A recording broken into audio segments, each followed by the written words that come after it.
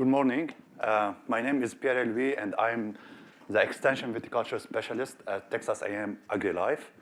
And today I'll be speaking about my PhD project, which I have done in 4 or 5 years ago at the University of Bordeaux in France. So in this project, we studied the direct and the only effect of vine nitrogen status on aroma compounds without interference with vine water stress or vine vigor. So this experimentation was done in 2013 and 2014 in different plots in France. But for today and for this presentation, I will be speaking only about 2013 for a plot planted with Sauvignon Blanc around Bordeaux area. So in this experimentation, we used 3 different treatments. We had a control without any fertilization. We had a soil N50 treatment where we added 50 units of nitrogen per hectare to the soil.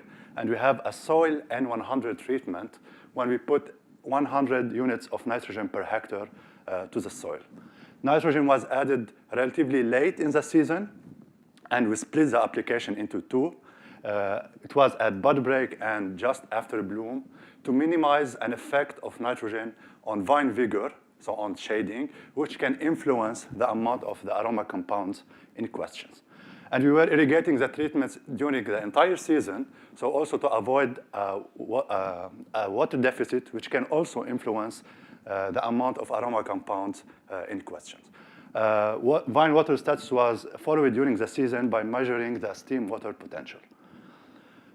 We sampled berries at the different stages, at bunch closure, at mid-veraison, 28 days after mid-veraison, and at harvest, which was 35 days after veraison. So the first thing was to check if the vines well assimilated the nitrogen we added. So this is why we measured the total nitrogen at veraison in the petiole and leafy blades. So as you can see on the graph on the left, there was like a big difference between the different treatments where the control having the lowest total nitrogen in the petiole, while the 2 other treatments, the fertilized treatments, having a higher amount of total nitrogen in the petiole. And the same thing was observed in leafy blade, where the 2 fertilized modalities having the highest amount of total nitrogen, while the control having the lowest amount of total nitrogen. So both petioles and leaf blades at veraison showed higher N status for fertilized modalities compared to the control. We also have done some measure using the N tester. For people who are not familiar with the N tester, it's a device which can measure the intensity of green color of the leaf. So if you have a high amount of nitrogen, your leaf will be having like a dark green color. So the N tester will give high value. While if you have a deficit in nitrogen, the leaf will be having a pale green color. So the N tester will give low value. As you can see, the control has the lowest amount, shows the lowest values for N tester, while the soil N100 treatment showed the highest amount of nitrogen, showing again that the nitrogen was well assimilated by the fertilized modalities. We also measured the yeast available nitrogen in the mast at harvest, which is a great indicator for nitrogen status of the vine. And again, we can see that the fertilized modalities have higher amount of yan compared to the unfertilized control. So 2 points need to be noted here. The first one is that leaf tissue N status at veraison can reflect yan amount at harvest. So if your leaf tissue analysis showed higher numbers at veraison, so we'll be expecting high yan in your mast at harvest. And the second point is that the vines were well assimilated the nitrogen, showing high vine nitrogen status for fertilized modalities compared to the control, mainly for the soil N100 treatment.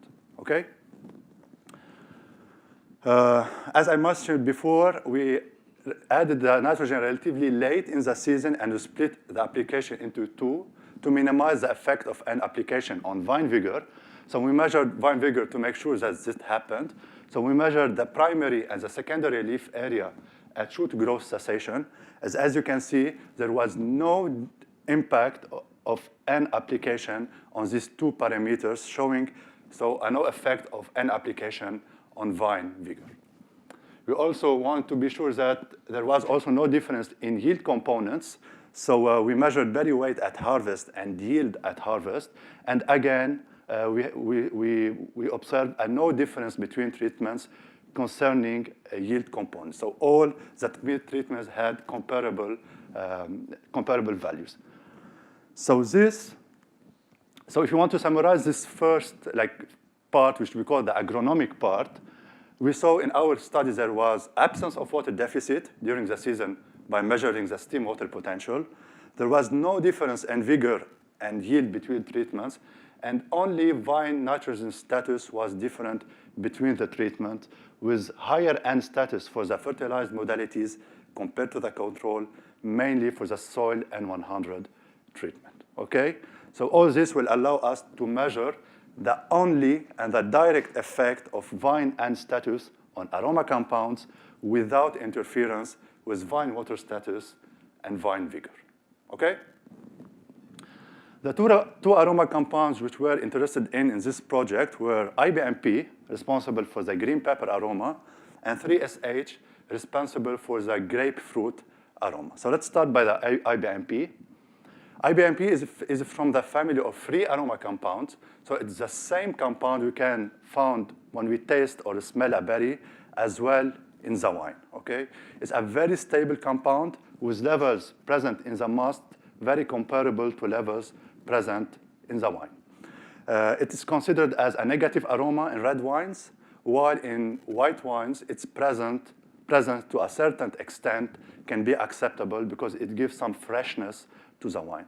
In some area, like in New Zealand, they like a little bit of IBMP in their wines because of this freshness.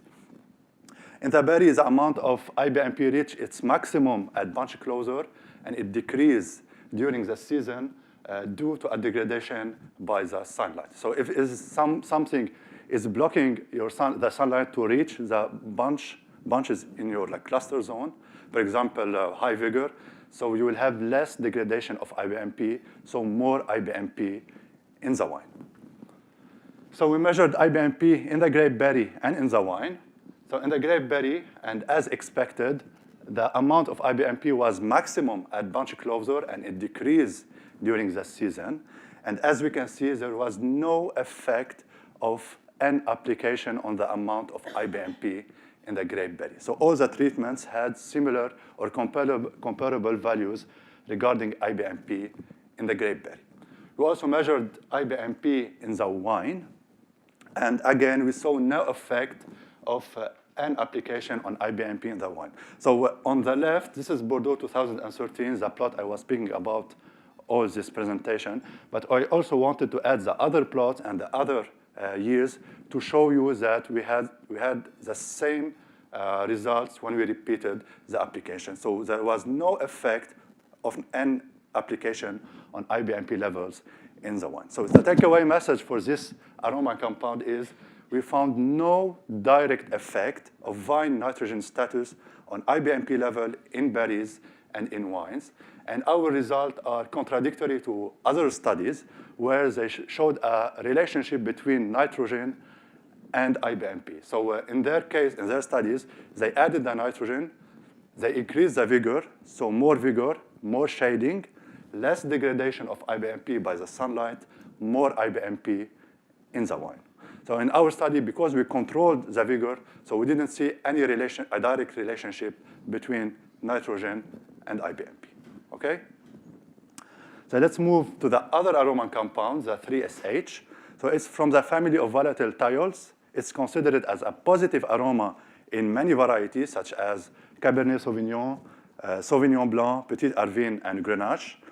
3SH itself is not present in the berry. It's only present in the wine. And it's issued from precursors present in the berry by the activity of Saccharomyces cerevisiae during the fermentation. So here we are in the berry. So as you can see, there is no 3SH there. Only its precursors are present, the GLUT3SH and cis3SH. And both of these precursors are inodorous and non-volatile. And these precursors are transformed during the fermentation into 3SH, which is an odorous and volatile aroma compounds. So we measured one of these precursors, the glut-3SH, in the grape berry and in the must, and we measured the 3SH itself in the wine. So in the grape berry, we can see that the amount of glut-3SH increased during the season, reaching a maximum at harvest, and we also can see there was a positive effect of N application on the amount of these precursors, mainly at the harvest stage, where the soil N100 treatment showed higher value of these precursors compared to the control. The same thing was also observed in the must, where we also found a positive effect of N application on the amount of glut-3SH compared to the control. So there was a positive effect of vine N application on the content of glut-3SH in grape berries and wine. So regarding 3SH, this is a regarding the 3SH itself in the wine, we also found a positive effect of N-nitrogen application on these aroma compounds. So in Bordeaux 2013, there was a tendency of a positive effect, but this positive effect was confirmed during the other years and in the other areas. So it was a positive effect of N application on 3SH levels in the wine. So for this part, the takeaway message is there is a direct positive effect of vine nitrogen status on the amount of glut-3SH in berries and must and on 3SH level in the wine. Okay? So let's conclude this presentation. And this is a takeaway message. So if you want to remember something from this presentation, this is the slide to remember.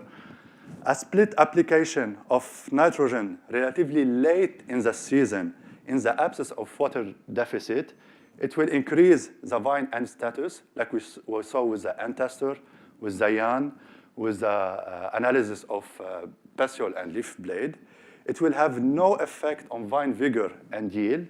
It will have no effect on IBMP levels in grape berry and wine, but it will have a positive effect on the level of glut-3SH, the precursor of 3SH in grape berry and must, and on the amount of 3SH itself in the wine. Okay? If you are interested to learn more about this project and to see all the results from all the areas and all the years, you can go and check them on this published articles. They are online. And this study was also complemented by a genetic or transcriptomic study where we analyzed the expression of some genes in the biosynthetic pathway of this aroma compound to prove our results, and also to search for new genes implicated in the biosynthetic pathway of this aroma compound. So if you are interested to see the entire project and to see the transcriptomic or genetic approach, you can go and check them in these articles. Finally, I would like to thank all the sponsors who sponsored this project, and I would like also to thank you for your attention. Thank you.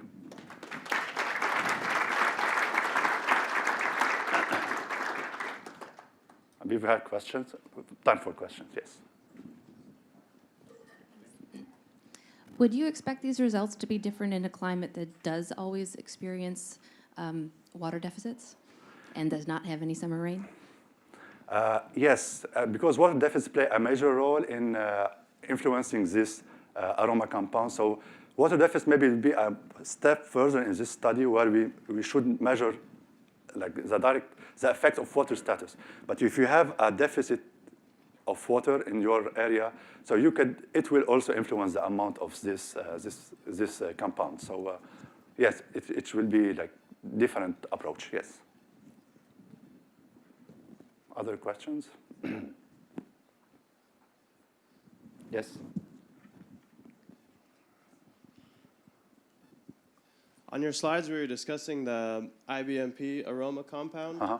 You said that you controlled the vigor. I was just curious, how did you pull leaves or? I don't know. We didn't touch the canopy. Because we added the nitrogen relatively late in the season and we split the application, we minimize the effect of nitrogen on vine vigor. But the canopy was not touched, and so yeah. And the nitrogen was added via fertigation in the irrigation, or? Yeah, so in Bordeaux area, you are not allowed to irrigate. But for this project, it was like, it was different. So we added to the soil, and we irrigate after this. Okay, thank you. Other questions? Did you say when is late, which period for your application? So we added just after bud break and at bloom, which is considered late. Nitrogen is normally added between bud break and veraison, but I think at veraison it's thought to be too late, and nitrogen will be assimilated at this stage, and we will push the vigor. So this is why I prefer like these 2 stages and not go later than bloom. But bud break and bloom are when we added the nitrogen. Oh, did you measure the leaf nitrogen maximum before you made your last late nitrogen application? Before adding that, no, we didn't done it. We had done just at veraison. We didn't measure the leaf, but we were following the N status using the N tester. So as the N tester, you can do it like every day because it's not destructible technique. You go and you like measure the leaf, and during the season we were seeing that this difference between treatments with always higher nitrogen in the fertilized modalities. But leaf analysis itself, no, we didn't do it. Awesome, thank you.